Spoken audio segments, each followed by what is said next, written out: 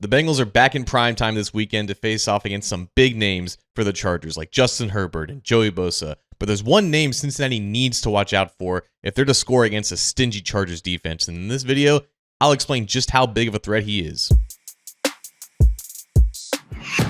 What's up, Bengals fans? John Sheeran of A to Z Sports Cincinnati here, and the Bengals and Chargers have a lot of similarities between them entering this game, despite one team being a few games over 500 and the Bengals being a couple games under 500. For starters, they each have a quarterback who's playing lights-out football right now. Joe Burrow is putting up gaudy stats. He leads the league in passing yards and passing touchdowns. And since week 7, Justin Herbert is basically playing just as well as him. Pro Football Focus since that week has charted him with 13 big-time throws to 0 turnover-worthy throws. He's playing flawlessly and putting that offense in the best possible situations. I think there's also something to be said about strength of record here. The Bengals have the worst strength of record in the entire NFL right now, which means that all of their wins have come against bad teams like the Carolina Panthers, like the Las Vegas Raiders, like the New York Giants. The Chargers, however, are not that far ahead of the Bengals. In fact, out of all the teams in the current AFC playoff picture, the Chargers have by far the worst strength of record. Their most recent wins have come against the New Orleans Saints, the Cleveland Browns, the Tennessee Titans. Not exactly a murderer's row of opponents. And last but not least, I think this game features two of the most productive edge rushers over the entire NFL in the past 3 weeks. Everyone in and outside of Cincinnati now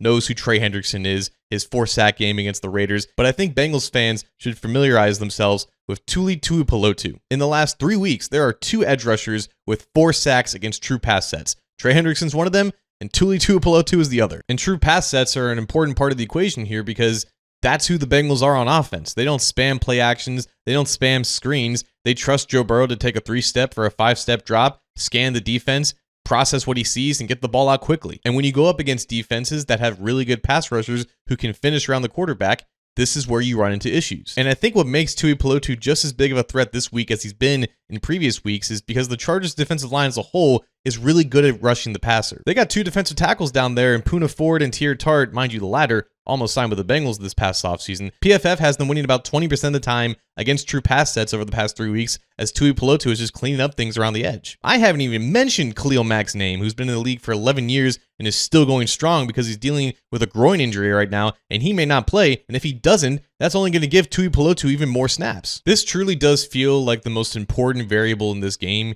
because the Chargers defense in recent weeks is one of the best in the league at defending the pass. They are top 3 in EPA per dropback allowed and success rate. In a nutshell, they are a potential kryptonite for the only thing that the Bengals have going for them right now on offense. Joe Burrow and Jamar Chase appear unstoppable right now because they just went up against a really bad pass defense for the Baltimore Ravens. I do believe that the Los Angeles Chargers are going to give him a tougher challenge. I believe Burrow is going to have another game where he's going to have to hold the ball a little bit longer, and he may take some hits like he did against the Ravens. Only this time, I think he's going to go up against a pass rush that is going to be more adept at actually finishing at him and disrupting plays. Because let's face it at this point, if Burrow and Chase aren't locked in and don't have monstrous games, it's just really, really hard for the Bengals to actually win a game. It's really hard for them to win even when they do, but going up against a really elite passing defense like the Chargers have because of that pass rush, it's just going to make things extremely difficult. But if the Bengals offensive line can step up to the plate and neutralize Tuipulotu, Ford, Tear Tart, and the entire Chargers defensive line, I do think the Bengals have a shot at beating the Chargers and getting their season back on track.